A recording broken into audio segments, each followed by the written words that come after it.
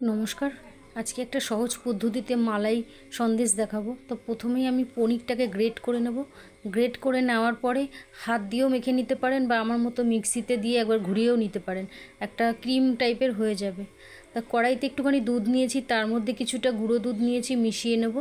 মিশিয়ে নিয়ে দিয়ে দেবো পরিমাণ মতো চিনি, যে যেরকম মিষ্টি খাবেন সেরকম দেবেন। দিয়ে ভালো করে জ্বালিয়ে একটু ঘন করে নিয়ে তারপরে দিয়ে দেবো ওই ছানাটাকে দিয়ে ভালো করে মিক্স করে নেব। মিক্স করে নেওয়ার পরে একটু মাখন দিয়ে দেবো। মাখনটা দিলে যে পনিরের যে গন্ধটা থাকে সেটাও চলে যাবে। আর কিছুটা এলাচও দিয়ে দিয়েছিলাম যাতে গন্ধটা না লাগে পনিরের। ভালো করে শুকিয়ে নিলেই তৈরি হয়ে যাবে মালাই সন্দেশ। এইভাবে একবার সহজ পদ্ধতিতে বানিয়ে দেখতে পারেন। ঠান্ডা করে কেটে নিলেই তৈরি হয়ে যাবে।